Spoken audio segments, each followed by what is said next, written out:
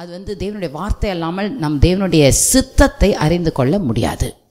அடுத்தது நான் சொன்னேன், தேவனுடைய சித்தத்தை நாம் செய்ய வேண்டும் என்றால் முதலாவது அவரை அன்பு கூற வேண்டும். அவர் மேலே இருக்கிற அன்புனால தான் அவருக்கு பிரியமானதை நம்மளால் செய்ய முடியும், இல்லைன்னா செய்யவே முடியாது. அதுக்கு பல்ல கடிச்சிக்கிட்டு ரொம்ப கஷ்டப்பட்டு அவருடைய நோக்கத்தை செய்கிறதல்ல, இல்லை அவர் வந்து நம்ம செய்யலைன்னா ஏதாவது அடிச்சிருவாருன்னு நினச்சி செய்கிறதல்ல, அவர் மேலே இருக்கிற மிகுந்தியான அன்பினாலே. அடுத்தது சொன்னேன், தரிசனம் இல்லாமல் என் ஜனங்கள் சீர்கெட்டு போகிறார்கள். அதை பார்த்தோம். ஒரு யோசேப்பை பார்த்தோம், எப்படி ஒரு மனுஷன் தரிசனத்தை உடையவனாக இருக்கும்போது அந்த தரிசனம் அவனை பாவத்திலிருந்து பாதுகாத்தது, கசப்பிலிருந்து பாதுகாத்தது, அவன் வந்து முன்னேறத்துக்கு வழி அவனுக்கு வைத்தது. அவன் பெற்றுக்கொண்ட தரிசனம் அவன் ஃபோக்கஸ்டாக இருந்ததுனால என்ன பிரச்சனை வந்தாலும் அது அவனை தடுத்து நிறுத்த முடியவில்லை. அதை பார்த்தோம். அடுத்ததாக நாம் பார்த்தோம், தேவனுடைய நோக்கத்தை நாம் செய்ய வேண்டும் என்றால் முதலாவது அவர் என்ன செய்தாருன்னு நாம் புரிஞ்சுக்கணும். இல்லைன்னா நாம் செய்கிறது தான் பெருசாக தெரியும். அப்போ அவர் என்ன செய்தார்? நமக்கு மிகப்பெரிய ஒரு ரட்சிப்பை கொடுத்தார். அவர் கொடுத்த ரட்சிப்பு பயங்கர விலையேற பெற்றது. நம்ம வந்து ஃப்ரீயாக பெற்றுக்கொண்டோன்றதுனால அது ரொம்ப சீப்புன்னு அர்த்தம் கிடையாது. அதுக்கு ஒருத்தர் விலையை செலுத்தி இருக்கிறார், நமக்கு ஃப்ரீ. புரியுதுங்களா? நான் உங்களுக்கு ஒரு வீடு வாங்கி தரேன், ஒரு 1 கோடி ரூபாய்க்கு நான் ஒரு வீடு உங்கள் பேரில் நான் பத்திரத்தை பதிவு பண்ணி தரேன்னு சொல்லி வச்சுக்கோங்க. அது உங்களுக்கு ஃப்ரீயாக கிடச்சிது. ஆனால் நான் காசு கட்டினேன், நான் கஷ்டப்பட்டு அந்த 1 கோடி ரூபாவை போய் நான் கட்டினதுனால நீங்கள் இலவசமாக போய் உள்ளே உட்கார முடியும், எல்லா ரூமையும் அனுபவிக்க முடியும், எல்லா அந்த ரூமில் அந்த வீட்டில் இருக்கிற எல்லா பொருட்களையும் நீங்கள் அனுபவிக்க முடியும். அதெல்லாம் உங்களுக்கு உரியதாக இருக்குது. ஆனால் அது ஃப்ரீயாக உங்களுக்கு கிடச்சதுனால அது சீப்புன்னு அர்த்தம் அல்ல, அது விலை குறைவுன்னு அர்த்தம் அல்ல, விலை அதிகம். அந்த விலையை ஒருத்தர் கட்டியிருக்கிறார். என்னுடைய ரட்சிப்புக்கு விலை ரொம்ப ரொம்ப அதிகமாக இருந்தது. அது வந்து ஒரு தேவதூதனை வந்து எனக்கு ரட்சிப்பை வாங்க முடியல, ஒரு மனுஷன் எனக்கு ரட்சிப்பை கொடுக்க முடியல, ஏதோ ஒரு தீர்க்கதரிசி எனக்கு ரட்சிப்பை கொடுக்க முடியல.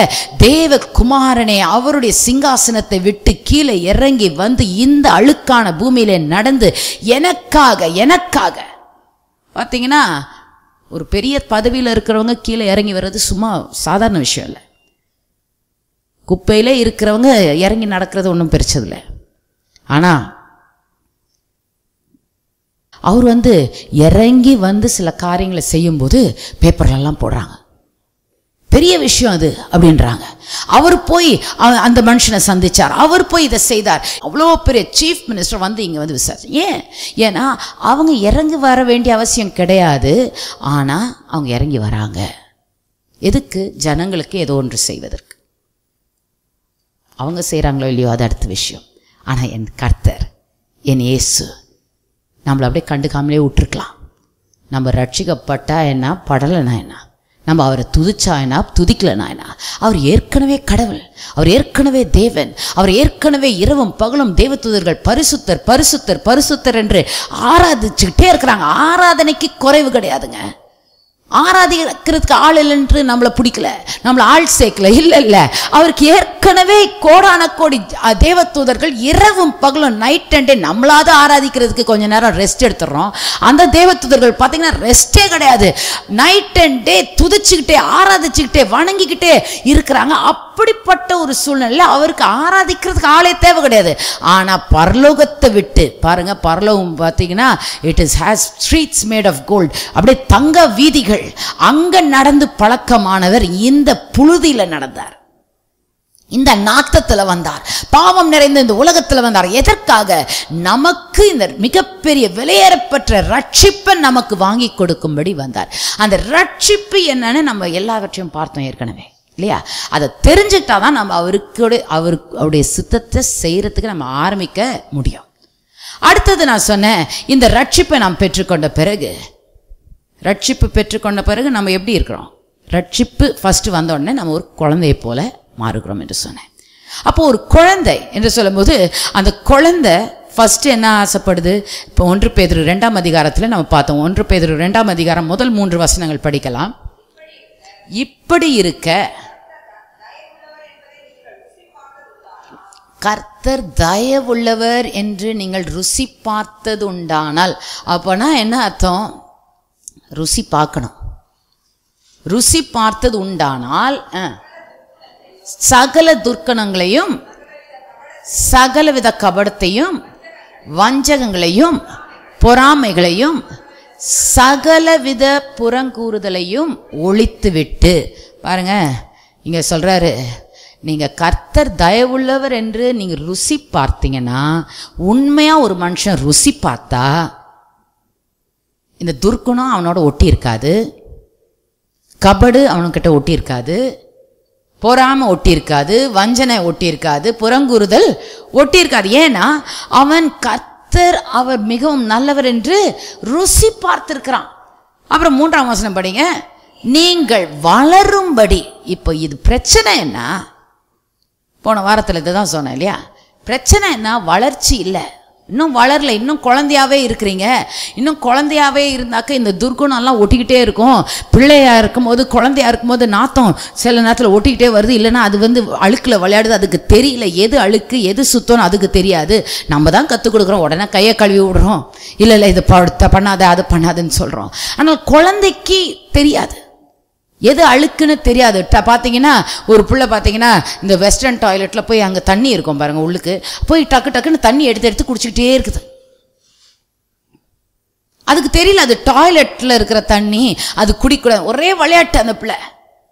என்னன்னு நனைஞ்சிட்டு வருது அந்த பிள்ளை. அவங்க அம்மா கிட்ட எங்கேருந்து இது நனைஞ்சிட்டு வருதுன்னு தெரியலேன்னு போய் பார்த்தாக்க,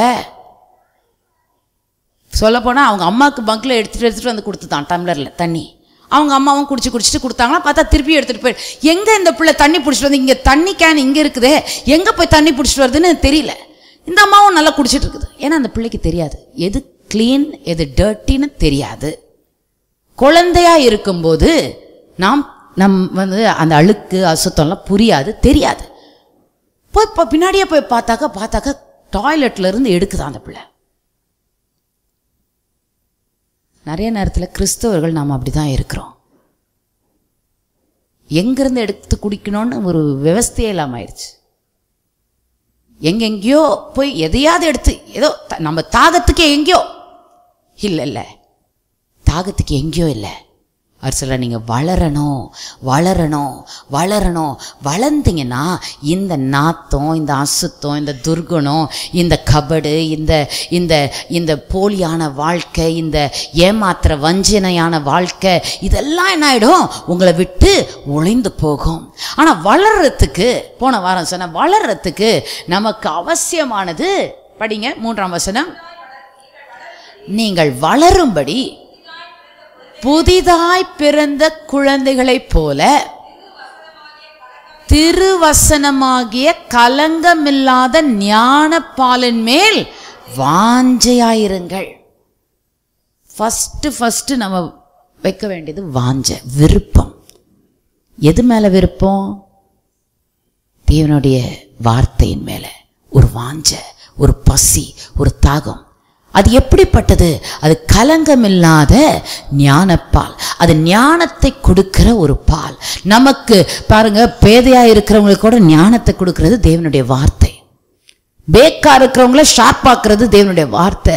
ஒன்றும் தெரியலங்க, சாமர்த்தியமே இல்லை, எனக்கு எதுவுமே செஞ்சு பழக்கம் இல்லை, ஆனால் வார்த்தையை நீங்கள் வாஞ்சித்து அதுக்கு நீங்கள் முதலிடம் கொடுக்கும்போது ஒன்றும் தெரியாதவன் கூட ஞானம் உள்ளவனாக மாறுகிறான். ஏன்னா தேவனுடைய வார்த்தையில் இருக்குது அப்படிப்பட்ட மிகப்பெரிய ஒரு சக்தி. போன வாரம் இதெல்லாம் பார்த்தோம். புதிதாய் பிறந்த குழந்தைகள், ஆமென். புதிதாய் பிறந்த குழந்தைங்களுக்கு பிறந்த உடனே ஆஸ்பத்திரியில் இருக்கு இன்னும் அந்த குழந்தைன்னு வச்சுக்கோங்க. யாரும் இன்னும் கற்றுக் கொடுக்கல, நீ கற்றுனாதான் பால் கொடுப்பாங்கன்னு. ஸ்கூலுக்கு போல யாரும் கற்றுக் கொடுக்கல. ஆனால் பிறந்து வந்தோன்னே கத்துது பாருங்க, வீர் வீர் வீர்னு. அப்படியே டாக்டர்ஸே அப்படியே கூப்பிட்டு, சரி இந்தம்மா பால் கொடுங்கன்னு சொல்லி கொடுக்குறாங்க. ஏன்? அந்த பாலை கொடுத்தாதான் அது அடங்கும். ஐயோ இப்படி வீர் வீருன்னு கத்துத, போய் ஒரு பாக்கெட் பிரியாணி வாங்கிட்டு வாப்பா, தலைப்பா கட்டிலேருந்து வாங்கிட்டு வந்து வை, சாப்பிட்டோம் பிள்ளை, இவ்வளோ கத்தி அழுவுத, வெய்யே அழுவு நிறுத்துமா? நிறுத்தாது. ஏன்னா அதுக்கு தேவை பிரியாணி இல்லை. அப்போது அதுக்கு தேவை அன்னைக்கு அந்த சின்ன குழந்தையா இருக்கும்போது அதுக்கு தேவை பால் பால் பால் பால். வேற எதையுமே அது விரும்புறதில்ல. நான் சொல்கிறேன், நம்ம வேறு எந்த காரியத்தையும் விரும்பாமல் தேவனுடைய இந்த கலங்கமில்லாத ஞானப்பாலை நாம் விரும்பணும். சொன்ன கலங்கமில்லாமல் சொல்லும்போது நிறைய ஃபாஸ்ட் ஃபுட்டும் இருக்குது. போன வாரம் சொன்னேன் இல்லையா, வயிறு நல்லா நிரப்போம், ஃபாஸ்ட் ஃபுட்டில் சாப்பிட்டா தும்முன்னு ஆகிடும். ஆனால் வயிறு மட்டும்தான் வளர மொழிய அறிவு வளராது. ஃபாஸ்ட் ஃபுட்டில் சாப்பிட்டாக்க சொல்கிறாங்க இந்த பிரெயினில் மூளையில் வந்து நிறைய அந்த கோடுகள் நிறையா இருக்கும். பார்த்துருக்கீங்களா? பிரெயினுடைய பிக்சர் படம், அதில் நிறைய கோடுங்க இருக்கும். நிறைய மூளை யூஸ் பண்ணுறவங்களுக்கு நிறைய கோடு இருக்குமா. சிலருக்கு வந்து முழுக்குன்னு இருக்கும், ஏன்னா யூஸே பண்ணலை, யோசித்ததில்லை, சிந்திச்சதில்லை, ஒன்றுமே. அதை வந்து பாவம் அந்த பிரெயின் வந்து சும்மா அது இருக்குது, அது வந்து யூஸே பண்ணாதனால. ஆனால் அந்த சயின்டிஸ்ட் என்ன சொல்கிறாங்கன்னா, இப்படிப்பட்ட ஆகாரங்கள் ஃபாஸ்ட் ஃபுட்டில் சாப்பிட்ற இந்த அஜினோமோட்டோ அந்த மாதிரி சீக்கிரமாக சமைச்சு சாப்பிட்ற அப்படிப்பட்ட ஆகாரங்களை சாப்பிடும்போது என்ன ஆகுதான், இந்த கோடுகளெல்லாம் அது மறைச்சிடுது, மந்தமாக்கிடுது. யோசிக்காமல், வளர்ச்சி இல்லாமல், எந்த ஒரு காரியத்தையும் செய்ய விடாமல் நம்மளுக்கு அப்படியே மந்தமாக ஆகி சாப்பிட்டோன்னு அப்படியே தூங்குற மாதிரி அப்படியே கொரட்டை வரும், அப்படி ஆக்கிடுது ஃபாஸ்ட் ஃபுட். ஆனால் நம்ம வீட்டில் சோறு, கீரை, காய், சாம்பார், மீன் அப்படி சாப்பிட்டாக்க, எல்லாம் சமச்சீராக சாப்பிட்டாக்க அது நம்மளுக்கு உடலுக்கு ஆரோக்கியத்தை கொடுக்கிறது, வளர்ச்சியை கொடுக்கிறது, புத்தியை தெளிவிக்கிறது, நல்ல சுறுசுறுப்பாக இருக்க வைக்கிறது, தெளிவாக வைக்கிறது, படித்தா தலையில் ஏறுற மாதிரி இருக்குது. இப்போ ஏன் என்ன பிரச்சனைனா, ஜனங்களுக்கு ஏன் தலையில் பசங்களுக்கு ஏற மாட்டேங்குதுன்னா, எல்லாம் பார்த்தீங்கன்னா சாயந்தரம் பார்த்தா அப்பா அம்மா 2 பேரும் வேலைக்கு போய்ட்றாங்க. அவங்களுக்கு வந்து வீட்டில் வந்தால் பிள்ளைங்களுக்கு யாரும் இல்லை. முந்தியெல்லாம் நம்ம இருப்போம், வந்தோடனே பசங்க பார்த்தீங்கன்னா லஞ்சு கட்டி கொடுத்தா கூட வந்து பேகை தூக்கி போட்டு ஃபஸ்ட்டு சாப்பாடு வையின்னு தான் சொல்லுவாங்க. அது என்னதான்னு தெரியல. இப்போ என்ன பண்ணுறாங்க, பசங்கள்லாம் பேகை தூக்கி போட்டு அம்மா வந்து அங்கே 50 ரூபாய் வச்சுருப்பாங்க, இல்லை காசு வச்சுருப்பாங்க, எடுத்துகிட்டு போயிட்டு என்ன பண்ணுறாங்க, ஃபாஸ்ட் ஃபுட்டு போயிடுறாங்க. அதனால தான் இப்போ டியூஷன் சென்டர்லாம் நிரம்பி வழியுது. அதனால தான் இப்போ அவங்களுக்கு வந்து அவ்வளோ படிக்க வந்து நம்மளுக்கு புகட்ட வேண்டியதாக இருக்குது. அந்த காலத்துலலாம் எங்களை யாருமே படின்னு 24 மணி நேரம் நாங்கள் படித்தது இல்லை, ஆனால் நல்ல மார்க் தான் எடுத்தோம். ஆனால் இப்போ வந்து காலையில் எஞ்சா படின்றாங்க, நைட் எஞ்சா படின்றாங்க. ஏன்னா அவங்களுக்கு படின்னு சொல்ல வேண்டியதாக இருக்குது. ஏன்னா மந்தமாயிடுச்சு, ஒரு அளவு இல்லை, ஒரு எதுவும் இல்லை, பாட்டுக்கு இஷ்டத்துக்கு கண்ணு முன்னாடி என்ன போனாலும் கிடுகிடுன்னு வாயை திறந்து அப்படியே முழுங்க வேண்டியதான். அப்போ என்ன ஆயிடுது, உடம்பு பெருக்குது, மூளை சுருங்குது. பெரிய உடம்பு, சின்ன தலை. கிறிஸ்தவர்கள் நிறைய அப்படி இருக்கிறாங்க. சரீரத்தில் சொல்லலை, ஆவியில். போய் 4 இடத்துல 4 சேரை தள்ளி விட்டு குச்சு ஜோம் பண்ணிட்டு வந்துட்டாக்க அப்படியே ஃபாஸ்ட் ஃபுட் சாப்பிட்ட மாதிரி நம்ம அந்த மீட்டிங் போன சிஸ்டர் அப்படியே ஒரு உற்சாகம், அப்படியே நம்மளுக்கு அப்படியே வந்து பார்த்தா ஒன்றும் பிரச்சனை வருது, பார்த்தா புஷ்ஷுன்னு காற்று இறக்கி விட்ட பலூன் மாதிரி ஆயிடுறாங்க.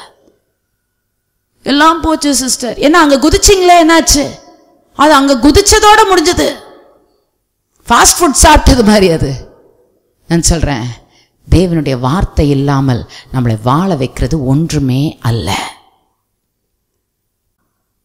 எது உங்களை வளர வைக்கணும், கலங்கம் இல்லாத ஞானப்பால். கலங்கம் இல்லாமல்னா கலப்படம் இல்லாதது. அதாவது தேவன் என்ன செய்தார் என்று சொல்லுகிற செய்தி மட்டும்தான் நம்மளை கட்டி எழுப்ப மொழிய, அதுல சில மிக்சிங் பண்ணிடுறாங்க. அந்த செய்தி சொல்லும் போது என்ன பண்றாங்க, கொஞ்சம் எப்படி அரிசியில் கல்லை போட்டு கலக்கி நம்மளுக்கு வெயிட்டுக்காக, நமக்கு வந்து கூடுதல் வெயிட்டை காட்டுறதுக்காக எப்படி அரிசியும் கல்லும் கலந்து விற்கிறாங்களோ, அதே போல பிரசங்கத்தில் என்ன ஆகுது, நான் ரொம்ப வருத்தமான ஒரு காரியம் தான் பாருங்க. ஆனால் பிரசங்கிக்கிறவர்கள் தேவன் அல்ல, பிரசங்கிக்கிறவர்கள் மனுஷன். அதனால அதில் வந்து கலப்படம் ஆகிறது வாய்ப்பு இருக்கு. அதனால தான் பேதுரு சொல்றார், கலகம் இல்லாத ஞானப்பால், கலப்படம் இல்லாத வார்த்தையை காது கொடுத்து கேளு. தேவனுடைய வார்த்தை கலப்படம் இல்லாமல் அவர் என்ன செய்தார், அவர் என்ன செய்தார், அவர் என்ன செய்தார் என்று மட்டுமே சொல்லுகிற செய்தியை காது கொடுத்து கேட்டினா அது உன்னை வளர வைக்கும். ஆனா கலப்படமாய் வந்ததுன்னா ஃபாஸ்ட் ஃபுட் மாதிரி ஆயிடும். டக்குன்னு தூக்கி போடுறான், கோசை தூக்கி போடுறான், இதை தூக்கி போடுறான், இப்படி இப்படி ஆட்டுறான், பார்த்தா சுட சுட சுட இறக்குறான், கொடுக்குறான், கிடுகிடுகிடுன்னு நம்மளும் சாப்பிட்றோம். ஆனால் ஒரு அறிவும் வரலை, ஒரு வளர்ச்சியும் இல்லை, அதில் ஊட்டச்சத்து இல்லை. எல்லாத்தையும் கலந்து ஒன்னத்தையும் பிரயோஜனம் இல்லாம நிறைய நேரத்தை நம்ம உட்காந்து நாளெல்லாம் நான் சிஸ்டர் நாளெல்லாம் நான் உட்காந்து நான் மெசேஜை கேட்டேன். என்ன மெசேஜ் கேட்டேன்? கலங்கம் இல்லாததா, கலப்படம் இல்லாததா? நாளெல்லாம் போய் அங்கே எங்கேயோ உட்காந்தேன், ஏதோ ஒரு மீட்டிங்ல உட்காந்தேன். ஆனா வெளியே வரும்போது பயமோ அப்படியே சந்தேகமோ, என்ன நான் உண்மையா ரட்சிக்கப்பட்டேனானே தெரியல. ஒரு சிஸ்டர் சொல்றாங்க, அந்த மீட்டிங்ல போய் உட்காரத்துக்கு முன்னாடி ரட்சிக்கப்பட்டேன்னு தெரிஞ்சுதான் போயிருக்கிறாங்க மீட்டிங்க்கு. பார்த்தீங்கன்னா அவங்க எத்தனையோ வருஷம் ஆயிடுச்சு, ரட்சிக்கப்பட்ட 14 வருஷம் என்னமோ ஆயிடுச்சு. அவங்க போய் ஒரு மீட்டிங்கில் உட்காந்துட்டு வெளியே வரும்போது சொல்கிறாங்க, அந்த மீட்டிங் போயிட்டு வந்த பிறகு சிஸ்டர் உண்மையாகவே ரட்சிக்கப்பட்டேனான்னு ஒரு பெரிய பயம் வந்துருச்சு எனக்கு. நல்ல ஊட்டச்சத்துள்ள ஆகாரத்தை சாப்பிட்டா உங்களுக்கு பலனை தான் கூட்டி கொடுக்கும், உங்கள் இருக்கிற பலனை உறிஞ்சி எடுக்காது. ஆமென். கலங்கம் இல்லாத ஞானப்பால். அதான் சொன்னேன், நம்ம எங்கே உட்காடுறோம், எதை கேட்குறோம், எதை கவனிக்கிறோம், எதுக்கு காதை நம்ம செவியை சாய்க்கிறோம், ரொம்ப ரொம்ப ரொம்ப முக்கியம். ஏன்னா இந்த கண், இந்த காது, இதுதான் நமக்கு கேட்வே, நமக்குள்ளே போகிற ஒரு வழியாக இருக்குது. நம்ம நினைக்கிறோம் வாயில் தான் வழின்னு, அதனால் வாய் நம்ம சாப்பிட்ற சாப்பாடு தான் நம்மளை வாழ வைக்குது. இல்லை இல்லை, இயேசு சொல்கிறார், நீ சாப்பிட்ற சாப்பாடு உன்னை வாழ வைக்காது, ஆனால் நீ என்ன கேட்குற, என்ன வார்த்தையை கேட்குற, கலகமில்லாத இந்த ஞானப்பாலை கேட்குறியா, என்னத்தை பார்க்குற, எதுக்கு நேரத்தை செலவழிக்கிற, எதுக்கு நீ நேரத்தை ஒதுக்குற, அது ரொம்ப ரொம்ப முக்கியம். ஏன்னா அது உனக்கு கட்டி எழுப்பக்கூடியதா, நீ வளரக்கூடியதா என்று, நீ என்னத்துக்கு காதை கொடுக்குற, என்னத்துக்கு கண்ணை கொடுக்குறது ரொம்ப முக்கியம். அதுதான் நிர்ணயிக்கும். ஆமென். இப்போ சொன்னேன், நான் போன வாரத்தில் சொன்னேன், எப்படி இந்த வாஞ்சையை நம்ம எப்படி பெருக பண்ணுவது. வாஞ்சிக்கணும், ஆசைப்படணும், கலங்கம் இல்லாத ஞானப்பால் ஆசைப்படணும்னு சொல்கிறேன். அது எப்படி, இந்த ஆசை எப்படி சிஸ்டர் எனக்குள்ளே வரும், எப்படி எனக்கு இந்த ஆசையை நான் வளர்த்து கொள்வது? முதலாவது ஆசை எப்படி வளரும்னா, நம்ம எங்கேருந்து வந்தோன்னு நம்ம மறந்துடக்கூடாது.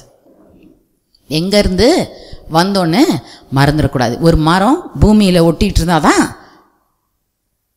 அது உயிரோடு இருக்க முடியும், இல்லையா? அழகாக அதோடைய அந்த ரோஸ் செடியில் எல்லாம் ரோஸ் எல்லாம் அழகாக கட் பண்ணி பொக்கே செய்கிறாங்க, பொக்கே செய்து அழகாக வைக்கிறாங்க. உயிரோடு இருக்குதா? இல்லை. வெட்டின அந்த நிமிஷமே உயிர் போயிடுது. ஆனால் ஒரு 2 நாள் அழகாக இருக்கும், பார்க்குறதுக்கு நல்லா இருக்கிற மாதிரி இருக்கும். ஆனால் கொஞ்சம் 2 நாள் ஆன பிறகு தலை எப்படி சாய்க்கும். நல்ல எல்லோ கலராக இருந்த ரோஸு கருகருன்னு ஆகிட்டு வரும். அப்புறம் காஞ்சி உலர்ந்து விழ ஆரம்பிக்கும். கொஞ்சம் நாள் ஆனால் நாத்தம் அடிக்கும். ஆமென். நாத்தம் அடிக்கும். நம்ம வாழ்க்கை எங்கிருந்து நாம் உண்டாக்கப்பட்டோமோ அதோடு ஒட்டி இருந்தா நல்லா வாழ முடியும். ஆனால் வெட்டி சும்மா அழகுக்கு நம்ம சர்ச்சுக்கு போய் சும்மா அழகுக்கு நம்ம காரியங்களை செஞ்சால் நாத்தம் அடிக்கிறோம். 2-3 நாள் நல்லா இருக்கிற மாதிரி இருக்கும், போய் கைத்தட்டி குதிக்கும் போது நல்லா இருக்க மாதிரி இருக்கும். ஆனால் ரொம்ப நாள் வாழ முடியாது. அதிலே ஓட முடியாது நம்ம வாழ்க்கை. நமக்கு வேறு ஊன்றி இருக்க வேண்டும். எங்கேருந்து வந்தோமோ, இப்போ ட்ரீ பூமியில் இருந்து வந்தது, அது பூமியில் ஒட்டிகிட்டு இருக்கணும். மீன் தண்ணியிலேருந்து தண்ணியில் ஒட்டிகிட்டு இருக்கணும். இப்போது நாம் எங்கேருந்து வந்தோம்? தேவனிடத்திலிருந்து வந்தோம். அது மட்டுமல்ல, இந்த 1ஆம் அதிகாரம் 23ஆம் வசனம் சொல்கிறது, நீங்கள் அழிவில்லாத தேவ வித்தினாலே நீங்கள் மறுபடியும் ஜெனிப்பிக்கப்பட்டிருக்கிறீர்கள். அழிவுள்ள வித்துனால் அல்ல. அழிவுள்ள வித்து முந்தி இருந்தது நமக்குள்ள.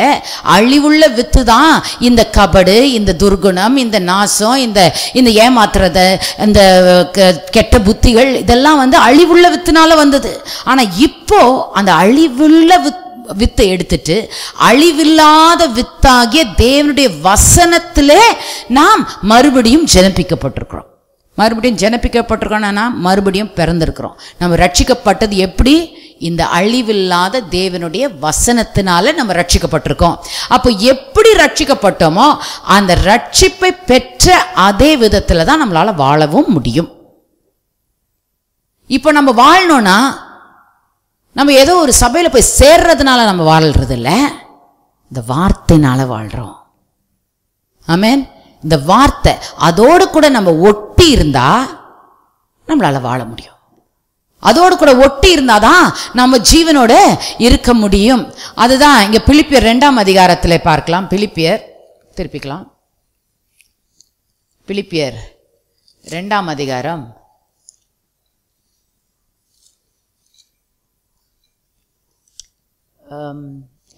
தமிழில் 14, இங்கிலீஷில் 16, தமிழில் 14. பிலிப்பியன்ஸ் 2. நான் வீணாக ஓடினதும்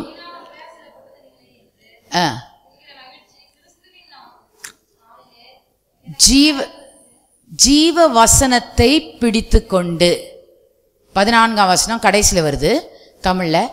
ஜீவ வசனத்தை பிடித்து கொண்டு உலகத்திலே சுடர்களைப் போல பிரகாசிக்கிற நீங்கள். ஜீவ வசனம்னா நம்மை ஜீவிக்க செய்கிற வசனம், நம்மளை உயிரோட இருக்க செய்கிற வசனம். இன்னைக்கு நம்ம உயிரோட இருக்கிறோம். நான் பார்த்தீங்கன்னா ரொம்ப இந்த பைபிளை படிக்கும்போது சில நேரத்தில் ரொம்ப வேடிக்கையாக இருக்கும். எனக்கு பார்த்தா எவருடைய மகள் செத்து போயாச்சு. வேலைக்காரங்க வந்து சொல்கிறாங்க, செத்தாச்சா, இந்த ஜீசஸை நீங்கள் வந்து ட்ரபிள் பண்ணாதீங்க, செத்து போச்சு பொண்ணு. ஆனால் இயேசு சொல்கிறார், இல்லைல்ல, அவர் மறிக்கலை, அவள் என்ன பண்ணுறா, தூங்கிட்டு இருக்கா, நீ பாட்டுக்கிற, அவள் தூங்குறா. ஆனால் ஆக்சுவலானா செத்து போச்சு. லாசருவை பார்த்தீங்கன்னா செத்து நாத்த அடிச்சு இப்படி நாறுது. ஆனால் அங்கேயும் சொல்கிறார், இல்லை இல்லை அவன் சாவலை. ஒரு உயிரோடு இருக்கிற மனுஷனை கூப்பிடுற மாதிரி கூப்பிடுறாரு. ஆனால் இந்த கெட்ட குமாரன் உயிரோடு இருக்கிறான். ஆமென். உயிரோடு இருக்கிறான். ஆனால் உறவு துண்டிக்கப்படும் போது அது சொல்கிறார், அவன் மரித்து போயிருந்தான், ஆனால் இன்றைக்கு அவன் திரும்ப வந்திருக்கிறான். மரிச்சு போன மகன் செத்துட்டான் அப்படின்றார். யாரை செத்தேன்னு சொல்கிறாரு? ஒரு உறவு துண்டிக்கப்படும் போது சாவுன்றாரு. ஆனால் உண்மையாக சரீரத்தில் செத்தவனை பார்த்து அது ஒரு பெரிய விஷயம் இல்லை, அவனை உயிரோடு எழுப்பிடலாம். ஆனால் அந்த உறவு துண்டிக்கப்பட்டது பாருங்க, அவனை உயிரோடு எழுப்ப முடியாது. அவனா திரும்பி வந்தாதான் உண்டு. ஆமென். பார்த்தீங்கன்னா நம்மளை உயிரோடு வைக்கிறது இந்த தேவனுடைய வார்த்தை. உயிரோடு வைக்கிறது இந்த தேவனுடைய வார்த்தை. நமக்கும் தேவனுக்கும் ஒரு உறவை ஏற்படுத்துறது இந்த தேவனுடைய வார்த்தை. நம்மளை ஜீவிக்க வைக்கிறது இந்த தேவனுடைய வார்த்தை. இந்த தேவனுடைய வார்த்தை ரொம்ப ரொம்ப ரொம்ப முக்கியம். எசேக்கியேல் 16ஆம் அதிகாரம் 6ஆம் வசனத்தில் பார்த்தீங்கன்னா, அங்கே பார்த்தீங்கன்னா ஒரு குழந்தை ரோட்டில் கிடக்குது, ஒரே ரத்த வெள்ளத்தில் கிடக்குது. பார்த்தீங்கன்னா அதோடைய தொப்புள் கொடி கூட இன்னும் வெட்டலையா, அவ்வளோ மோசமான நிலையில் இருக்குது. எல்லாரும் வராங்க, பார்க்குறாங்க, நடந்து அப்படியே கடந்து போகிறாங்க, ஒன்றும் கண்டுக்கல. அப்படிதான் இருந்தோம், பாவத்தில் கடந்தோம், நாத்தத்தில் கடந்தோம், அப்படியே ரத்த வெள்ளத்தில் அந்த குழந்தை கிடக்குது, ரோட்டில் கிடக்குது, எல்லாரும் கண்ணு முன்னாடியும் கிடக்குது, ஒரு நிர்வாணமாக கிடக்குது, மூடப்படாமல் இருக்குது, குளிக்காமல் இருக்குது, நாத்தத்தில் இருக்குது, மோசமான நிலையில் இருக்குது. அதோடைய தொப்புள் கொடி கூட வெட்டப்படாமல் அவ்வளோ ஒரு பார்த்தீங்கன்னா இப்போ பிறந்த குழந்தை ஹெல்ப்லெஸ், யாருமே அந்த குழந்தையால் ஒன்றுமே செய்ய முடியாத ஒரு நிலையில் இருக்குது. அப்படி தான் இருந்தோம். நம்மளால் நம்ம பாவ நிலையிலிருந்து விடுதலை ஆக்குறதுக்கு நம்மளுக்கு வழியே இல்லை. நம்ம நாத்தத்தில் கடந்தோம், யாராவது நம்மளுக்கு உதவி செய்ய மாட்டாங்களான்னு கடந்தோம். ஆனால் 6ஆம் வசனம் சொல்லுது, தேவன் அந்த பக்கம் வந்துட்டு அவர் சொல்கிறாரு, நீ பிழைத்திரு. படிங்க அதை. 6ஆம் வசனம் 16:6. நீ உன் ரத்தத்தில் கிடக்கிறதை கண்டு, ரத்தத்தில் கிடக்கிற ஒன்றை பார்த்து அவர் சொன்னார், பிழைத்திருன்னு சொன்னதுனால நம்ம பிழைச்சோம். புரியுதுங்களா? அவர் சொன்ன வார்த்தை அந்த பிள்ளை காதுல கேட்டு அந்த பிள்ளை அந்த வார்த்தையினால பிழைச்சது. நம்மளை குறித்து தான் அது சொல்லுது. அந்த அந்த கதை ஏதோ ஒரு குழந்தைய பற்றியில் உங்களையும் என்னையும் குறித்து தான். இப்படி ஒரு குழந்தைய போல ஒன்றுமே செய்ய முடியாம அந்த குழந்தை பாருங்க, தன்னையே போய் கழுவிக்க முடியாது, தன்னையே போய் சுத்தப்படுத்திக்க முடியாது, தன்னையே போய் எதுவுமே செய்து கொள்ள முடியாது. அப்படிதான் நம்ம இருந்தோம். பாவத்துல இருக்கும்போது நம்மளா போய் எதுவுமே செய்ய முடியாது. நம்ம பாவத்தின் அடிமைத்தனத்துல இருந்தோம். ஆனா அவர் வந்தார், நம்ம பக்கத்துல வந்தார். நம்ம போய் அவரை தேடி போகல. எனக்கு ஏதாவது நிவாரணம் செய்யுங்க ஆண்டவரே, என்னை எப்படியாவது விடுதலை பண்ணுங்க நம்ம போய் கேட்கல. ஆனா அவர் வந்தார். எத்தனையோ பேர் வந்தாங்க, அவங்க எல்லாம் கண்டுக்காம போனாங்க. ஏன்னா அவங்களால ஒன்றும் செய்ய முடியாது. ஆனா என் தேவன் அந்த பிள்ளை பக்கமா வரும்போது அவர் சொல்றாரு, பிழைத்திரு, பிழைத்திரு, பிழைத்திரு சொல்லும் போது அந்த பிள்ளை காதல் அந்த வார்த்தை போய் சாக கடந்த அந்த பிள்ளை பிழைத்து கொண்டது. அப்போ எதனால நம்ம ரட்சிக்கப்படுறோம்? வார்த்தை. தேவனுடைய வாயிலிருந்து புறப்பட்டு வருகிற ஒவ்வொரு வார்த்தையும் ரொம்ப ரொம்ப முக்கியம். ஆண்டவர் சொல்றாரு, என் வார்த்தை நான் எதுக்காக அனுப்பினேனோ அந்த வார்த்தை அந்த அனுப்பப்பட்ட நோக்கத்தை செய்து முடிக்காம என்கிட்ட திரும்பி வராது. அப்படிப்பட்ட ஒரு வார்த்தை. அந்த வார்த்தையை நீ விரும்பு, அந்த வார்த்தையை நீ வாஞ்சி, அந்த வார்த்தையை நீ பிடிச்சுக்கோ. அந்த வார்த்தை நான் எப்படி அனுப்பி அதை எதையாவது ஒன்று செய்து முடித்து வர்றதுக்கு நான் எப்படி அனுப்புறேனோ அதே போல அந்த வார்த்தையை நீ பயன்படுத்திக்கோ. நம்மளுக்கு அதிகாரம் கொடுக்குறாரு. சொல்கிறார், அந்த வார்த்தை எனக்கு மட்டும் இல்லை, உனக்கும் அது பிரயோஜனமாக இருக்கிறது. நான் எப்படி வார்த்தையை சொல்கிறேன், வெளிச்சம் உண்டாக கடவுள்னு சொன்னோன்னே அந்த வார்த்தை போய் வெளிச்சத்தை உண்டாக்கிட்டு அது திரும்பி வந்துதான்.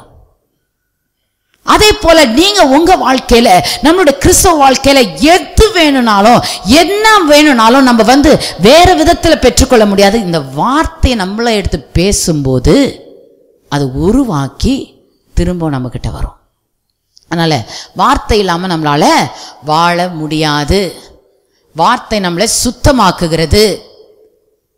யோவான் 15:3 படிங்க. இயேசு சொல்றாரு, யோவான் 15:3. இந்த வார்த்தை எவ்வளவு முக்கியம்னு பாருங்க. இந்த வார்த்தை இல்லாம ஒண்ணுமே நடக்காது. நான் உங்களுக்கு சொன்ன உபதேசத்தினாலே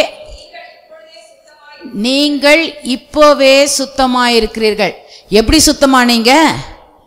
நான் உங்களுக்கு கொடுத்த உபதேசத்தினால. நான் உங்களுக்கு வார்த்தையை போதிச்சேன் இல்லையா, அந்த வார்த்தை உங்களை சுத்திகரிக்கிறதா இருக்கிறது. உங்களை ரட்சிப்புக்குள்ள கொண்டு வந்தது மட்டுமல்ல, உங்களை சுத்திகரித்து எனக்கு முன்பாக நிற்கும் போது பரிசுத்தமாக்குறதும் அந்த வார்த்தை தான். பார்த்தீங்கன்னா நிறைய சர்ச்சில் பார்த்தீங்கன்னா சொல்லுவாங்க, என்னங்க அவங்க வார்த்தை வார்த்தை வார்த்தைன்னு, சும்மா வார்த்தைன்னு சொல்கிறாங்க, அதே திரும்ப திரும்ப சொல்கிறாங்க. ஆமாம், ஏன்னா நம்ம இந்த சரீரம் வாழ்கிறதுக்கு சும்மா சும்மா சும்மா சாப்பிட்டுக்கிட்டே இருக்கிறோம். தினம் யாராவது சாப்பிடுவாங்களா அப்படின்னு யாராவது கேட்டிருக்காங்களா? ஏன்பா காலையில் தானே இட்லி சாப்பிட்டேன், மதியானம் திருப்பி தட்டை எடுத்துகிட்டு வந்து உட்காந்துட்டேன், இப்போதானே சோறு சாப்பிட்டேன், இவ்வளோ சோறு சாப்பிட்டேன், திருப்பி நைட்டு தட்டு எடுத்துன்னு வந்து உட்கார்ற யாராவது கேட்குறாங்களா? ஏன்னா தெரியுது, இந்த சாப்பாடு தான் இந்த சரீரத்தை உயிரோட வாழ வைக்குது. ஒரு 5 நாள் தட்டே தூக்கலைன்னா தான் நம்மளுக்கெல்லாம், என்னப்பா 5 நாள் ஆயிடுச்சு சாப்பிடவே வரல, என்னாச்சு, உடம்பு சரியில்லையா கேட்போம். ஆவிக்குரிய விதத்தில், ஆவிக்குரிய விஷயத்தில் நிறைய பேர் சொல்லுவாங்க, எப்போ பாரு வார்த்தை, காலையில் போனால் வார்த்தை, சாயந்தரம் போனால் வார்த்தை, எப்பெல்லாம் அவங்க சர்ச் வைக்கிறாங்களோ வார்த்தை வார்த்தை வார்த்தை. வார்த்தை தவிர அவங்களுக்கு ஒன்றும் தெரியாது. அங்கே அபிஷேகம் கிடையாது, அங்கே இது கிடையாது, அங்கே இது கிடையாது, அது கிடையாது. நான் சொல்கிறேன், வார்த்தை இல்லாமல் வேறு எதுவுமே கிடையாது. வார்த்தை இல்லாத அபிஷேகம் அபிஷேகமே கிடையாது. வார்த்தை இல்லாத ஜெபம் ஜெபமே கிடையாது. வார்த்தை இல்லாத போதனை போதனையே கிடையாது. வார்த்தை வார்த்தை வார்த்தை. காலையில வார்த்தை, மத்தியானம் வார்த்தை. ஆமா, காலையிலயும் வார்த்தை தான், சாயந்தரமும் வார்த்தை தான், நாங்க வாழ்றதும் வார்த்தை தான், ரட்சிக்கப்பட்டதும் வார்த்தை தான், ஒவ்வொரு நாளும் என்னை சுத்திகரிக்கிறதும் வார்த்தை தான், என்னை பரிசுத்தப்படுத்துறதும் வார்த்தை தான், என்னை வாழ வைக்கிறதும் வார்த்தை தான், என்னை நீதிமான நிற்க பண்ணுகிறதும் வார்த்தை தான். எல்லாமே இந்த வார்த்தை தான். இந்த வார்த்தை இல்லாமல் ஒன்றுமே கிடையாது. அதனாலதான் பேதுரு சொல்ற, இந்த வார்த்தை மேல வாஞ்சி ஆயிரு. இந்த வார்த்தை இல்லைன்னா நீ ஒன்றும் இல்லை. இந்த வார்த்தை ரொம்ப ரொம்ப முக்கியம். எபிரேயர் 4:12 பவுல் சொல்லுகிறார், இந்த எபிரேயர் புத்தகத்தை எழுதினவர் சொல்லுகிறார், இந்த வார்த்தை எப்படிப்பட்டது என்று. அது வல்லமையும் தேவனுடைய வார்த்தையானது. பாருங்க, தேவனுடைய வார்த்தை எப்படிப்பட்டது? ஜீவனும். It is alive. அது நம்மளை ஜீவிக்க வைக்கிறது. வெத்து வார்த்தை அல்ல, சும்மா சொல்ற வார்த்தை அல்ல. அவர் சொன்ன வார்த்தை என்னை ஜீவிக்க வைக்கிறது. ஜீவனை கொடுக்கிற வார்த்தை, வல்லமை கொடுக்கிற வார்த்தை. துவண்டு போய் அப்படியே காஞ்சு போன நிலையில அப்படியே ஒண்ணுமே முடியலன்னு சோர்ந்து போய் உட்காரும் போதெல்லாம் என்னை உயிர்ப்பிக்கிற வார்த்தை, என்னை தட்டி எழுப்புகிற வார்த்தை, என்னை கட்டி எழுப்புகிற வார்த்தை. இந்த வார்த்தை இல்லைன்னா ஒண்ணுமே செய்ய முடியாது. நிறைய நேரத்தில் நிறைய ஜனங்க நான் கேட்டிருக்கிறேன், வார்த்தைக்கு டைம் கொடுக்கறதில்ல, வார்த்தையை விரும்புறதில்ல. ஆண்டவருடைய சித்தத்தை நான் செய்யணும்க்கா, அக்கா நான் ஆண்டவருடைய சித்தத்தை செய்யணும், ஆண்டவருடைய சித்தத்தை செய்யணும், நான் இங்கே போகலான்ட்டு இருக்கேன், அங்கே போய் இது பண்ணலாம். முதல் வார்த்தை, இந்த வார்த்தை விரும்புங்க, வார்த்தையை வாஞ்சிங்க. வார்த்தை உங்களை வாழ வைக்கும், வார்த்தை உங்களை சாட்சியாக நிறுத்தும், வார்த்தை உங்களை அநேகருக்கு முன்பாக உங்கள் தலையை உயர்த்தும். வார்த்தை வார்த்தை வார்த்தை வார்த்தை இல்லாமல் நம்மளுக்கு ஒன்றுமே கிடையாது. எப்படி ஒரு மனுஷன் உயிரோடு இருக்கணும்னா அவனுக்கு மூச்சு இருக்குதான்னு பார்க்குறாங்களே, உயிர் இருக்குதா போயிடுச்சான்னு, அந்த மாதிரி ஒரு கிறிஸ்துவனுக்கு வார்த்தை இருக்குதான்னு பார்க்கணும். அப்படிப்பட்டவன் தான் உயிருள்ள கிறிஸ்துவன். வாயை திறந்தா வார்த்தை வருதா, சந்தேகம் வருதா, பயம் வருதா, என்ன வருது? அந்த வார்த்தை தான் நிர்ணயிக்குது நீ உயிரோட இருக்கிறியா இல்லைன்னா செத்து போயிட்டியான்னு. ஆமென். வார்த்தை, வார்த்தை இல்லாத வாழ்க்கை கிறிஸ்தவ வாழ்க்கையே கிடையாது. சங்கீதக்காரன் சொல்லுகிறான், வார்த்தை என்னை ஞானமாக்குறது. சங்கீதம் 19:7 படிங்க. சங்கீதம் 19:7. கர்த்தருடைய வார்த்தை குறைவற்றதும் ஆத்துமாவை உயிர்ப்பிக்கிறதுமாயிருக்கிறது. கர்த்தருடைய சாட்சினா வார்த்தை, சத்தியமும் பேதைய மக்க வடிகட்டின மக்க கூட எப்படி ஆக்கிடுதா? ஞானி ஆக்கிடுது.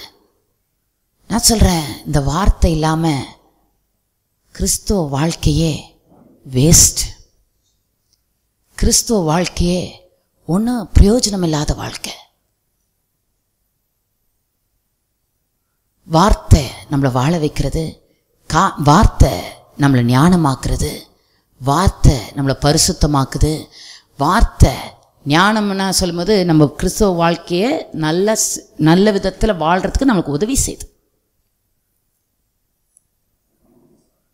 1 தெசலோனிக்கேயர் 2:13 படிங்க. 1 தெசலோனிக்கேயர் 2:13 இந்த வார்த்தை என்ன செய்யுதுன்னு பாருங்க. வேத வசனத்தை எங்களாலே கேள்விப்பட்டு பெற்றுக்கொண்ட போது அதாவது இவங்க பிரசங்கம் பண்றாங்க. யார் போய் பிரசங்கம் பண்றா? பவுல் பிரசங்கம் பண்றாரு, பேதுரு பிரசங்கம் பண்றாரு. ஆனா இது தேவனுடைய வசனம். யார் ஒருத்தர் இந்த மைக்கை பிடிச்சோ இல்லை தேவனுடைய இந்த பலிபீடத்தில் நின்று பிரசங்கம் பண்ணுறாங்களோ, யார் இருந்தாலும் அதை பற்றி இல்லை. ஆனால் அவங்க தேவனுடைய வார்த்தையை எடுத்து சொல்லும்போது அது மனுஷனுடைய வார்த்தையை அவர்கள் ஏற்றுக்கொள்ளாமல், ஆமென், தேவனுடைய வார்த்தையாக அதை ஏற்றுக்கொண்டார்கள். இல்லையா? தேவனுடைய வார்த்தை என்று நீங்கள் ஏற்றுக்கொள்ளும் போது தான் அந்த வார்த்தை உங்களை வாழ வைக்கும். ஒரு மனுஷனுடைய வார்த்தையை நம்ம எவ்வளோ வேணா பேசலாம்.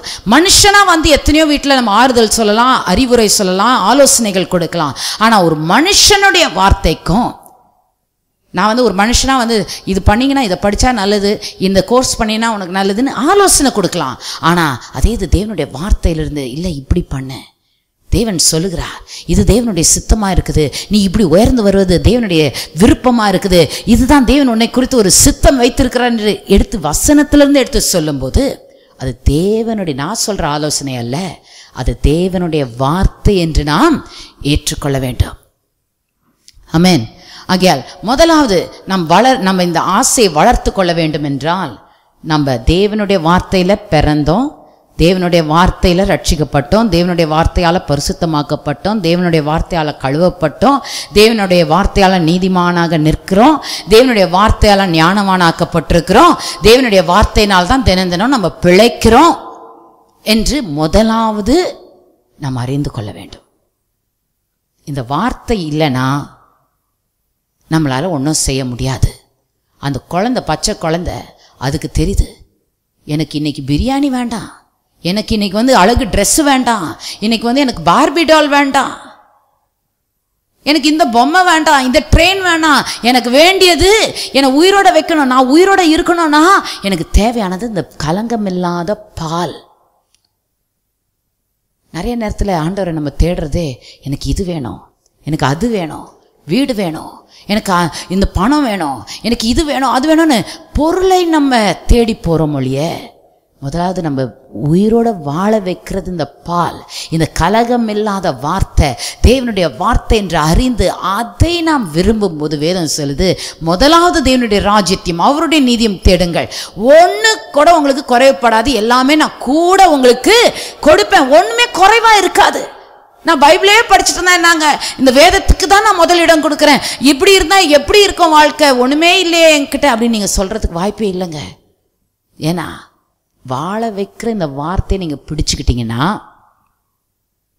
நீங்கள் மடிஞ்சு போவதில்லை, நீங்கள் வாழ்ந்து விருத்தி அடைந்து ஆசீர்வாதமாகி அநேகருக்கு ஆசீர்வாதமாக இருக்கிற அளவுக்கு இந்த வார்த்தை உங்களை உருவாக்கும்.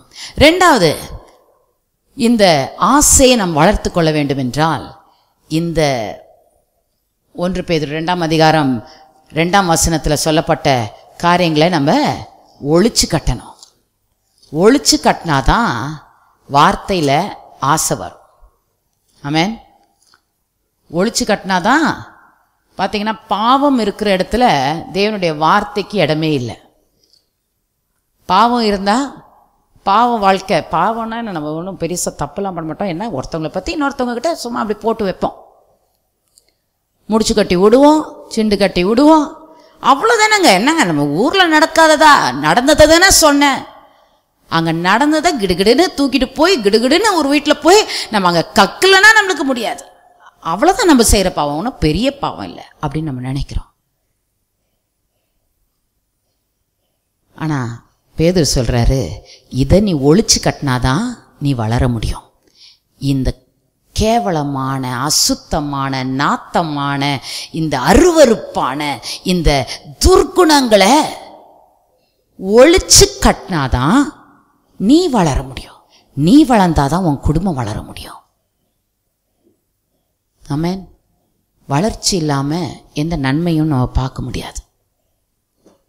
அதனால் ரெண்டாவது, இந்த ஒழித்து கட்ட வேண்டும். அதை தான் சொல்கிறேன். 1 பேதுரு 2ஆம் அதிகாரத்தில் சகல துர்க்குணத்தையும், சகலவித கபட்டையும், வஞ்சனைகளையும், பொறாமைகளையும், சகலவித புறங்கூறுதலையும் ஒழித்து விட்டு எல்லாத்தையும் ஒழிச்சு கட்டணும். ஒழிச்சு கட்டினாதான் நம்மளால் வளர முடியும்.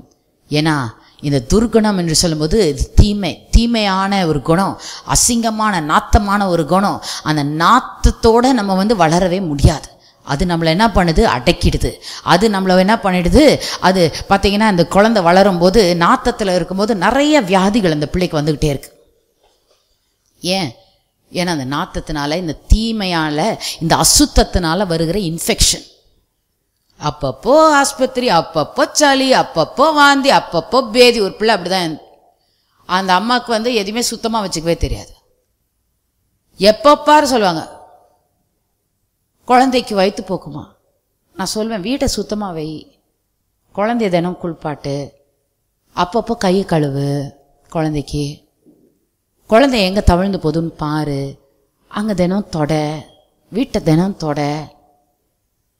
சுத்தம் இருந்தாலே வியாதி வராதுன்னு சொல்லுவேன்.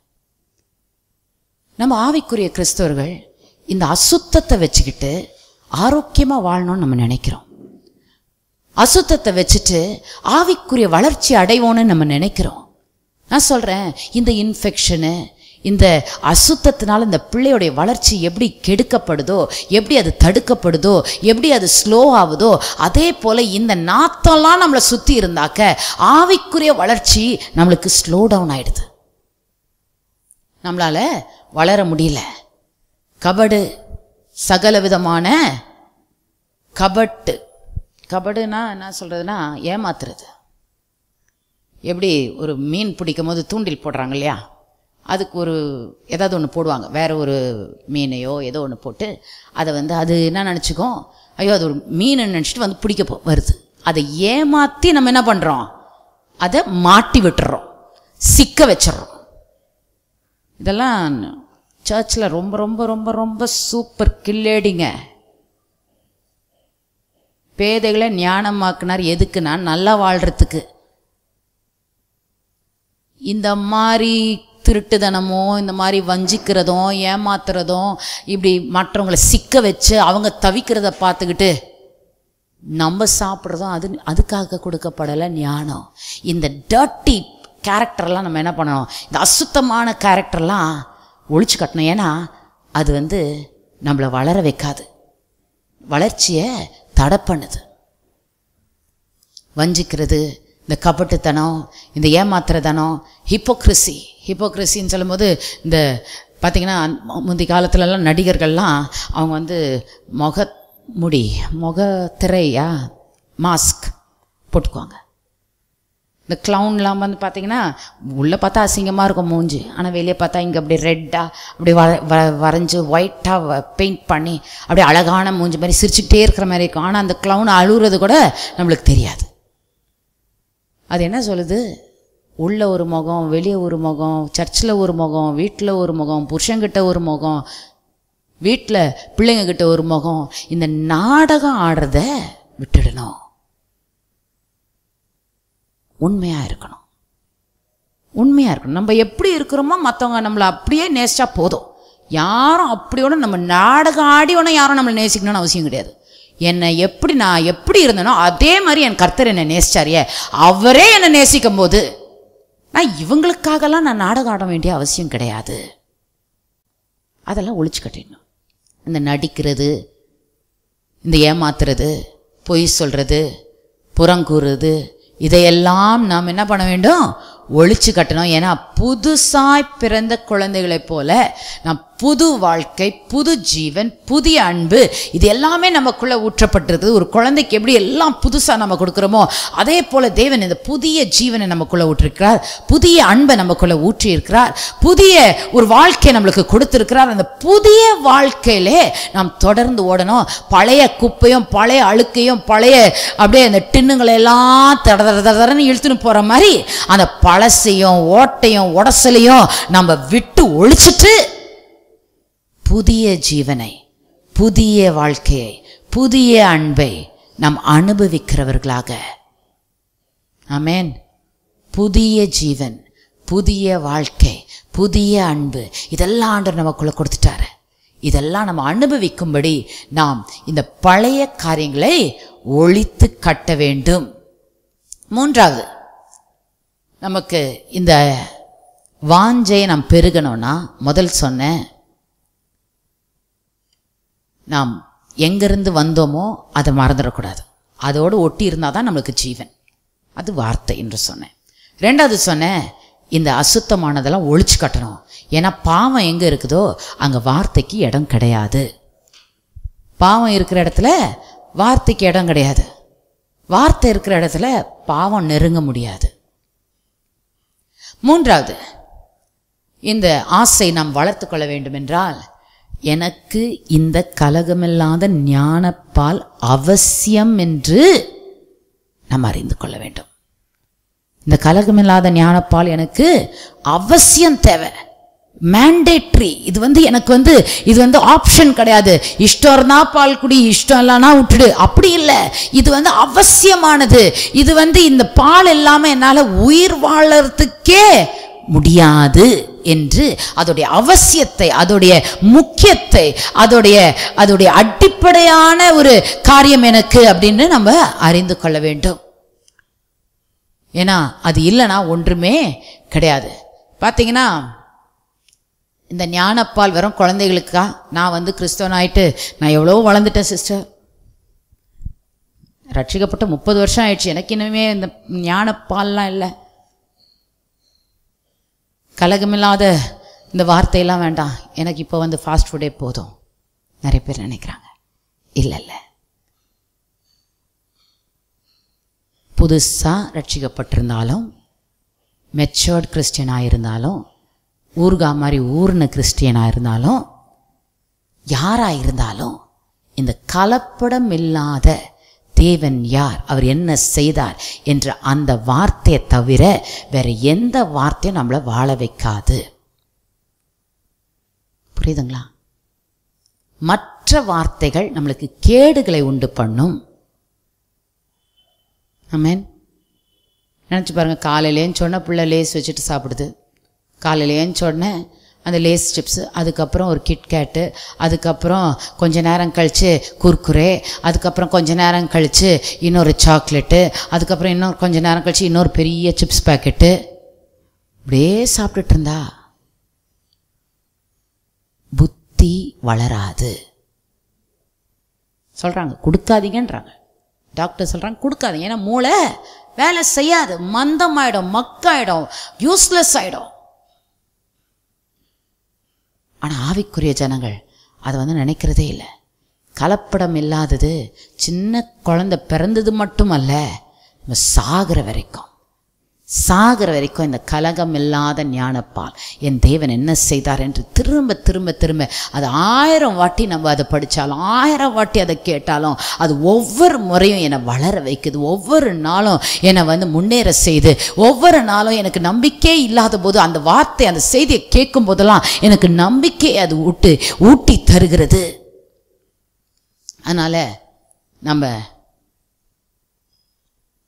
தேவை, எனக்கு இந்த வார்த்தை தேவை என்று நாம் அறிந்து கொள்ள வேண்டும். 4வது, நாம் வளரணும்னு டிசையர் இருக்கணும். நான் வளரணும், சின்ன குழந்தை மாதிரி இன்னும் இருக்கக்கூடாது, நான் வளரணும். அந்த குழந்தைக்கு பார்த்திங்கன்னா யாரும் கற்றுக் கொடுக்கல வளரணும்னு, ஆனால் அதுக்கு தெரியும் கரெக்டாக டான் 2 ஹவர்ஸ் ஒரு வாட்டி நம்ம குடிக்கலன்னா நம்ம வளர மாட்டோம். 2 மணி நேரத்துக்கு கரெக்டாக அழுவுது, பார்த்தா குடிக்குது, வளருது. அடுத்த மாதம் போய் வெயிட் போடுறாங்க, வெரி குட், 3 கிலோ இருந்தது குழந்தை, இப்போ 3.5 கிலோ ஆயிருக்குது, ஓகே, நல்ல வளர்ச்சி. 3 கிலோ இருந்தது, அடுத்த மாதம் போனால் 1.5 கிலோ இருந்தாக்க டாக்டர் நம்மளை பயங்கரமாக திட்டுவாங்க, அறிவு இல்லையா உனக்கு? அந்த குழந்தை என்ன ஆச்சுன்னு தெரில, பால் குடிக்கலான்னா என்ன பால் குடிக்கலையா, நீ கொடுக்கலையா, நம்மளை தான் திட்டுவாங்க இல்லையா? ஏன்னா ஒரு குழந்தைக்கு வளர்ச்சி எது நிர்ணயிக்குதுன்னா அது குடிக்கிற பால். நமக்கு வளர்ச்சி எது நிர்ணயிக்குதுன்னா தேவனுடைய வார்த்தை. தேவனுடைய வார்த்தை நம்ம புசிக்க அதை நாம் எடுத்து படிக்க நாம் அதை விரும்ப அதை நேசிக்க அந்த வார்த்தையும் நம்மளும் ஒன்றா அப்படியே பின்னி பிணைஞ்சு ஒன்றாயிடுவோம். நம்ம பேசுகிற வார்த்தை நம்மளுடைய வார்த்தை அல்ல, இங்கே எழுதப்பட்ட வார்த்தையே நம்ம வாயிலிருந்து வருகிறதாய் மாறுகிறது. We need to grow, desire to grow. வளரணும்ன்றது ஒரு அவசியமான ஒன்றாக இருக்கிறது. பவுல் சொல்கிறார், நான் எல்லாத்தையும் தேறிட்டேன்னு நான் சொல்லலை, நான் வளரணும். ஒவ்வொரு நாளும் எவ்வளோ பெரிய பிரசங்க யாராக இருந்தாலும்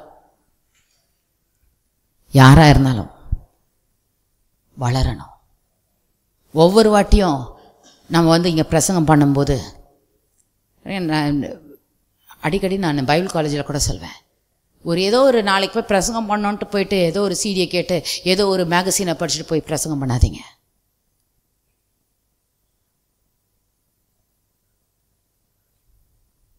ஏன்னா அது எப்படின்னா அது ரொம்ப பயங்கரமான ஒரு வியாதி, அனரெக்சியான ஒரு வியாதி. அது எப்படின்னா கிடுகிடுன்னு சாப்பிடுவாங்க, கிடுகிடுன்னு போய் வாந்தி எடுப்பாங்க. அது ஒரு வியாதி. பைபிள் காலேஜ் ஸ்டூடெண்ட்ஸ் கிட்ட சொல்வேன், அந்த வியாதியில் நீங்கள் போயிடாதீங்க. நாளைக்கு பிரசங்கம் பண்ணோன்னா இன்றைக்கி உட்காந்து படிக்கணும், இல்லைனா மேடையில் உட்காந்து அப்படியே வரட்டுன்னு பைபிளை திருப்பிக்கின்னு இருக்காதீங்க. சமையல் வாய்த்தாலும் வாய்க்காவிட்டாலும் இந்த தேவன் ஜீவனுள்ள வார்த்தையை நம்ம விரும்பணும் புசிக்கணும். எதுக்குன்னா, நான் போய் பிரசங்கம் பண்ணுறதுக்காக அல்ல, நான் வளர்றதுக்காக. என் வளர்ச்சிக்கு இந்த வார்த்தை தேவை. என் வளர்ந்து அதோடைய விளைவினால பிரசங்கம் பண்ணுறோம் பாருங்க. ஏன்னா நம்ம ஹார்ட் ஏற்கனவே ஃபுல் ஆகிடுது, அதுலேருந்து நம்ம பிரசங்கம் பண்ணுறோம். ஆனால் பிரசங்கம் பண்ணும்போது மட்டும்தான் இவங்க பைபிளை தூக்குவாங்கன்னா அது ரொம்ப ரொம்ப ஒரு பெரிய வியாதியை அது குறிக்கிறது. நம்ம வளர்றதுக்காக வார்த்தை. நான் வளரணும்னா வார்த்தை, நான் பிழைக்கணும்னா வார்த்தை, நான் வளரணும்னா வார்த்தை, நான் வெற்றியாக இருக்கணும்னா வார்த்தை, நான் இந்த பூமியில் ஞானமாக இருக்கணும்னா வார்த்தை. எல்லாத்துக்கும் இந்த வார்த்தை அதுக்கு தான் நான் வாழ்கிறேன். இந்த வார்த்தை தான் என்னை வாழ வைக்குது. ஆனால் நான் வளர்றதுக்காக வார்த்தை. இந்த வாஞ்சையில் நான் எப்படி பெருக முடியும்னா, கர்த்தர் செய்த நன்மைகளை 5வது நினைக்கணும். கர்த்தர் செய்த நன்மைகளை நினைக்க இந்த வார்த்தையில் நம்மளுக்கு வாஞ்சை அதிகரிக்கிறது. அதனால தான் இந்த இஸ்ரவேல் ஜனங்களுக்கு ஆண்டவர் சொல்கிறார், தினம் காலையில் ஏன் சொன்ன நீங்கள் சொல்லுங்கள், எகிப்திலிருந்து நம்மளை விடுதலையாக்கி வந்த தேவன், பார்வோன் கையிலிருந்து என்னை விடுதலையாக்கி வந்த தேவன், எங்களை அன்னைக்கு சிவந்த சமுத்திரத்தை பிளந்து எங்களை வழி நடத்தி வந்த தேவன், கண்மலை பிளந்து எங்களுக்கு ஆறுகளை உண்டு பண்ணின தேவன். இதெல்லாம் நினைவு கூறுங்கன்னு ஏன் சொல்கிறாருன்னா, நினைவு கூர்ந்தாதான் அவர் மேலே அன்பு பெருகும். நிறைய நேரத்தில் பைபிள் நிறைய பேர் படிக்கிறாங்க. பைபிள் படிக்காத ஆளுங்க நம்ம கிறிஸ்டியன்ஸில் நிறைய பேர் இல்லை பாருங்கள். பைபிள் படிக்கிறாங்க, ஆனால் எதுக்கு படிக்கிறாங்கன்னு நிறைய காரணங்கள் இருக்குது. சிலர் அப்பா அம்மா சொல்லி கொடுத்துட்டாங்க, காலையில் எழுந்தா பைபிள் படிக்கணும், அதனால் படிக்கிறாங்க.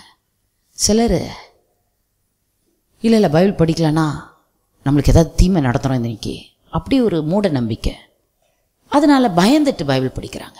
சிலர் பைபிள் படிக்கிறாங்க, சிலர் 5 வசனம் நான் மனப்பாடம் பண்ணணும் இன்னைக்கு, அதனால் பைபிள் படிக்கிறாங்க.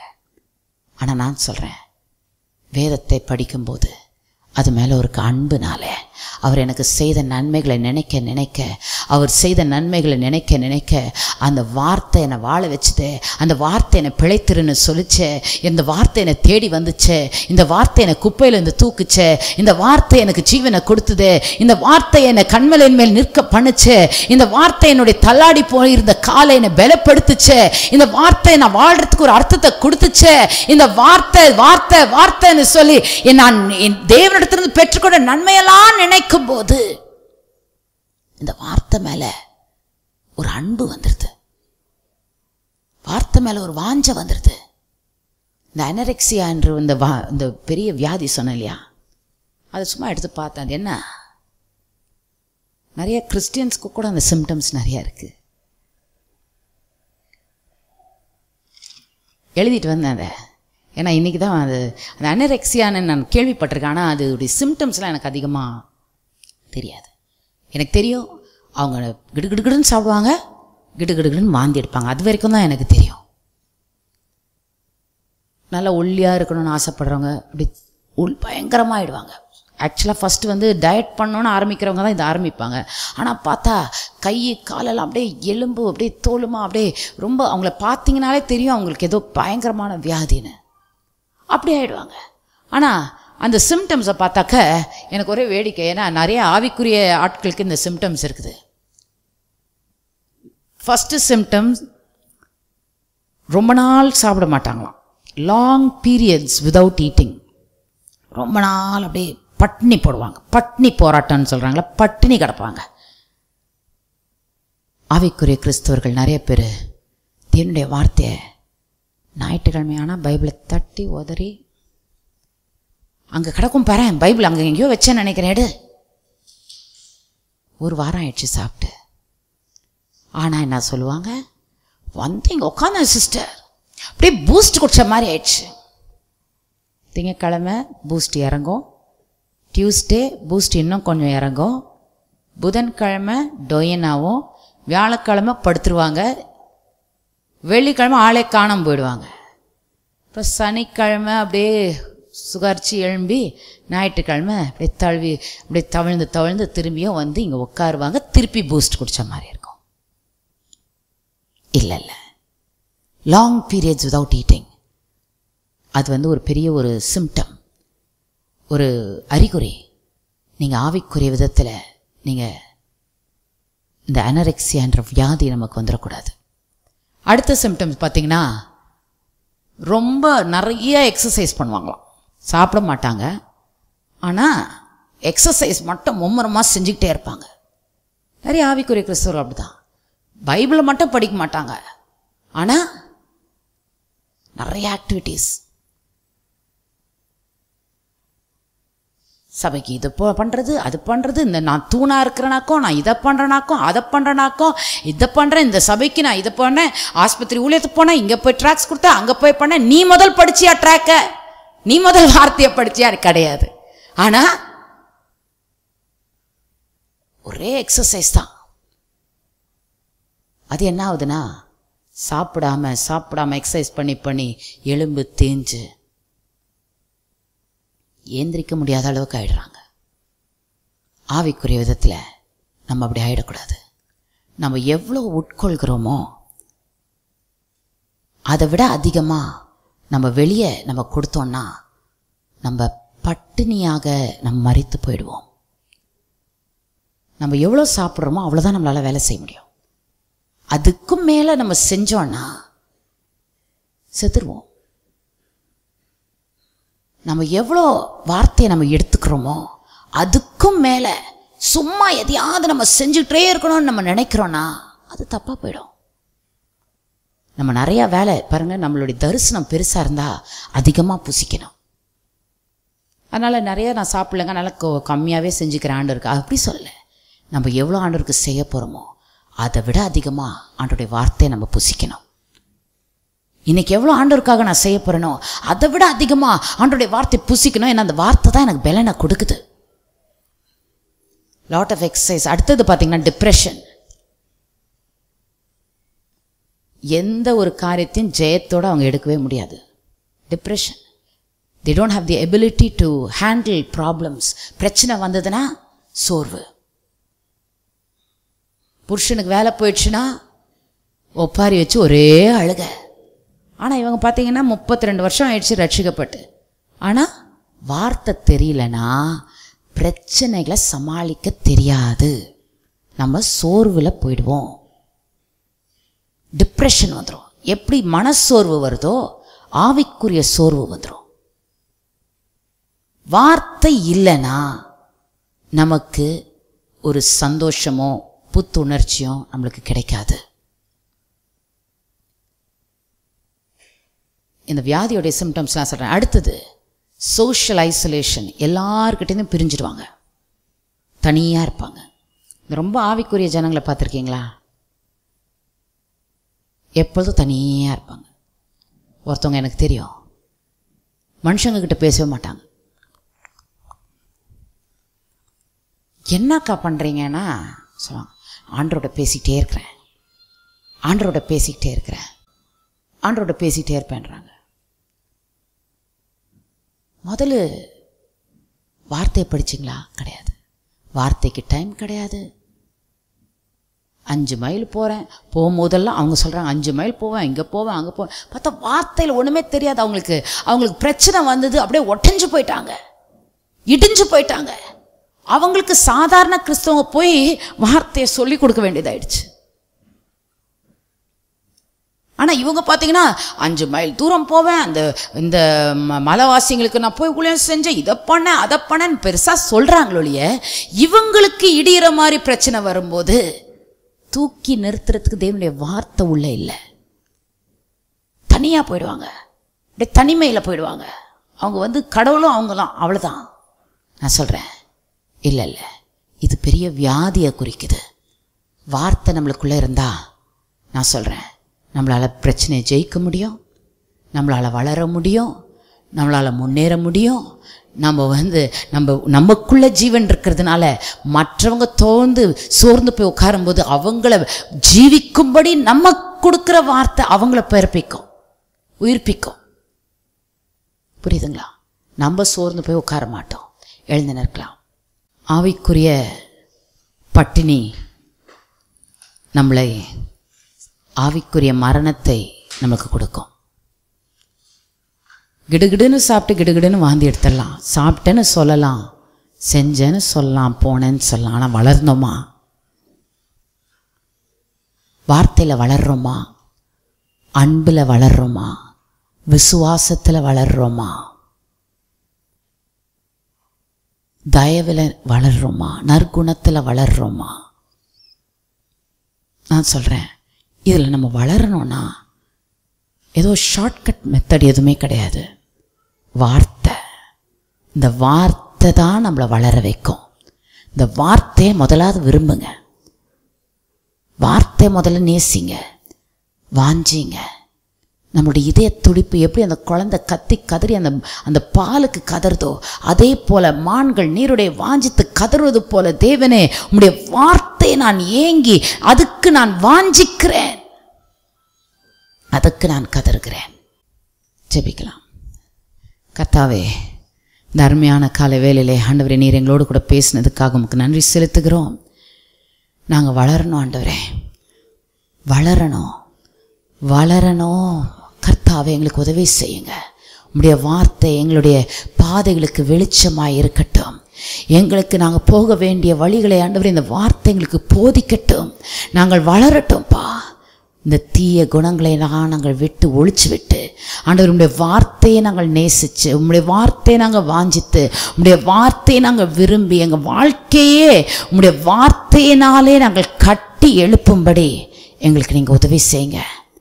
உம்முடைய வார்த்தை எங்களுக்கு அடித்தளமாக நாங்கள் வைக்கிறோம். எங்கள் வாழ்க்கையை இந்த வார்த்தையை வைத்து நாங்கள் கட்டி எழுப்புகிறோம். உம்முடைய வார்த்தை தான் எங்களுக்கு ஜீவன். உம்முடைய வார்த்தை எங்களுக்கு பலன். உம்முடைய வார்த்தை எங்களை பரிசுத்தமாக்குகிறது. உம்முடைய வார்த்தை எங்களை நீதிமானாய் நிற்க வைக்கிறது. உம்முடைய வார்த்தை எங்களை ஞானவானாய் மாற்றுகிறது. உம்முடைய வார்த்தை இல்லாமல் ஒரு கிறிஸ்துவ வாழ்க்கையே இல்லை என்று நாங்கள் கேள்விப்பட்டோமே. இந்த வார்த்தை ஒரு குழந்தை எப்படி அந்த பாலுக்கு ஏங்கி தவிக்கிறதோ, அதே போல் இந்த கலகமில்லாத ஞான பாலை நாங்கள் விரும்ப எங்களுக்கு உதவி செய்யும். இங்கே வந்திருக்கிற ஒவ்வொருவரையும் ஆசீர்வதியும், வார்த்தையால் நிரப்பும், வளரும்படி செய்யும், வளர்ச்சியை தாரும், விருத்தி ஆகட்டும். இயேசுவின் நாமத்திலே கேட்கிறோம் பிதாவே, ஆமென். என் ஆத்துமாவே கர்த்தரை ஸ்தோத்திரி.